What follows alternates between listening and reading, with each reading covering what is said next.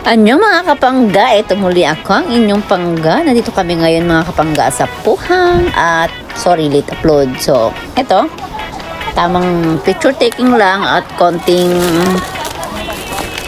video para makita ang magagandang tanawin. As usual, remembrance dito sa Korea.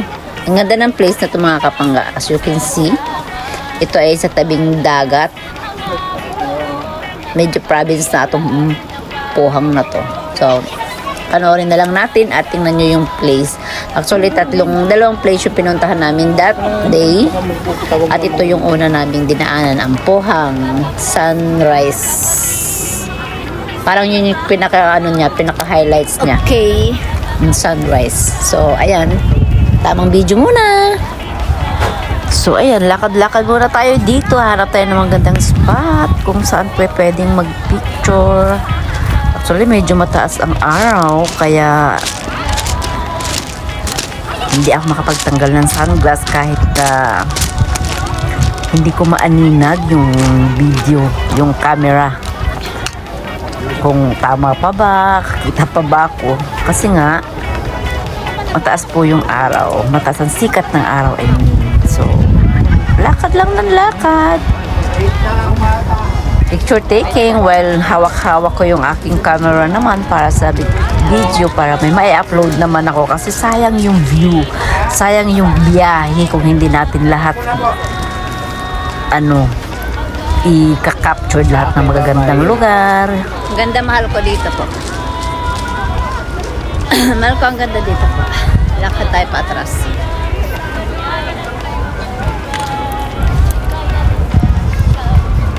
Boy? Daigpit, makispot.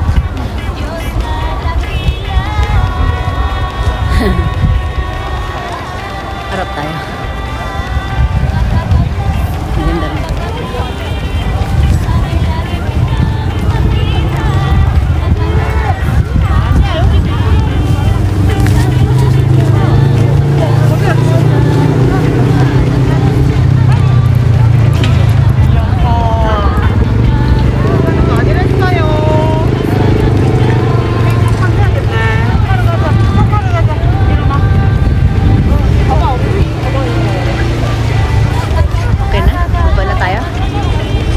Pala baby ko ng sama memorial. Yan.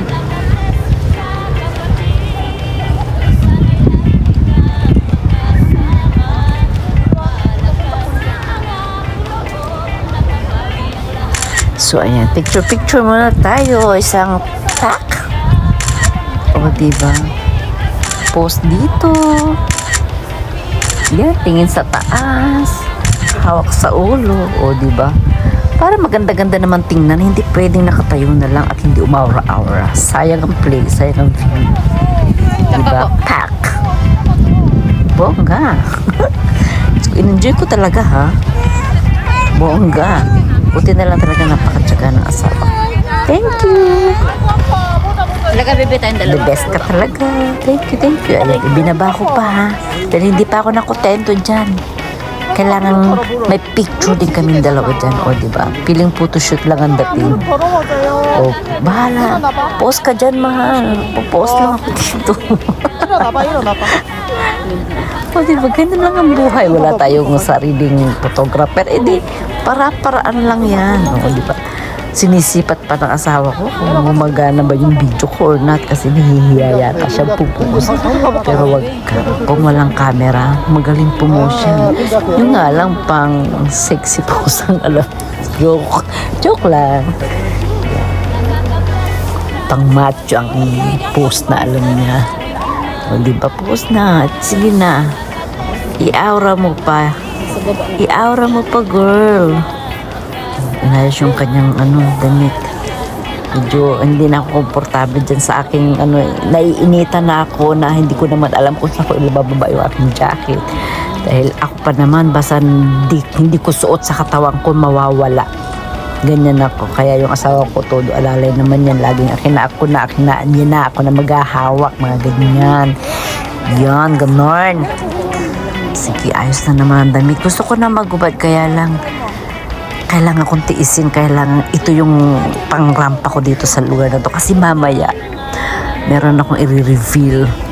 Hindi ko muna pala sasabihin kasi doon na sa next vlog ko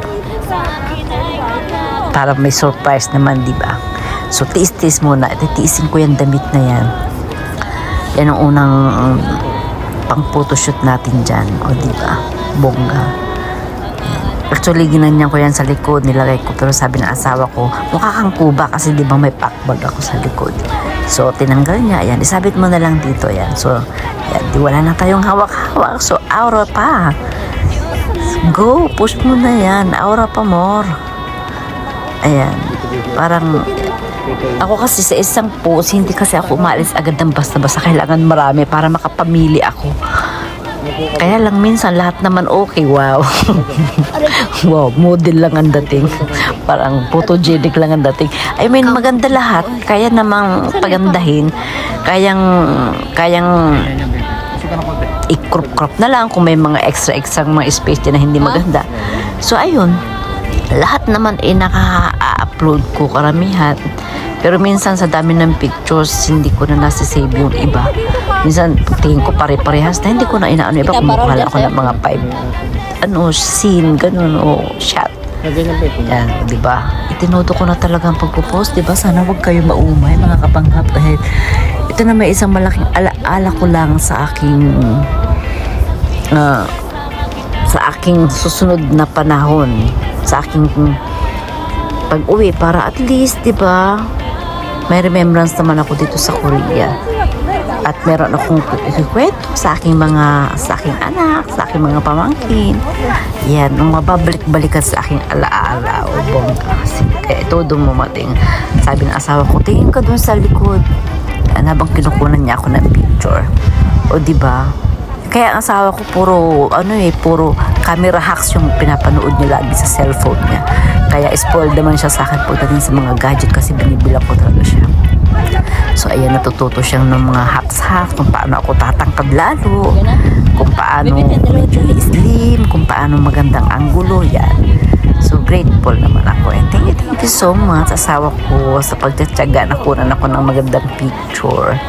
At sa pag-support sa aking mga ka-artihan. Actually po, mas maarte siya. Maarte na ako, pero mas maarte siya for me. Gusto niya ganito, maganda lagi, ganyan. Gusto niya laging maayos ako. Gusto niya, at saka gusto niya lagi akong masaya. So, masaya siya lagi kung masaya ako. So, bongga, diba? So, thank you Lord sa buhay ng asawa ko. Yan, tapay na. Saan pa ba maganda, mahal? Saan tayo? Hanap pa tayo, dali. Dito, mahal, dali. Hanap tayo ng magandang lugar.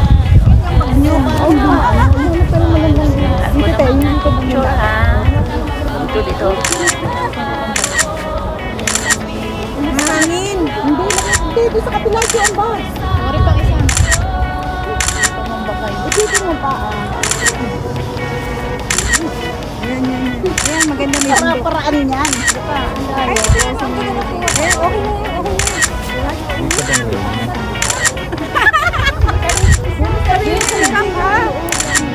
Okay, 5 seconds.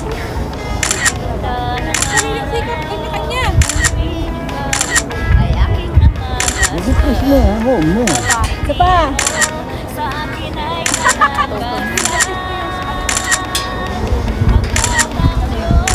I-wave niya kanina. Sinabi nang huwag nang i-wave. Isa pa. Isa pa. Ayaw! Isa pa. Ayaw sa'yo!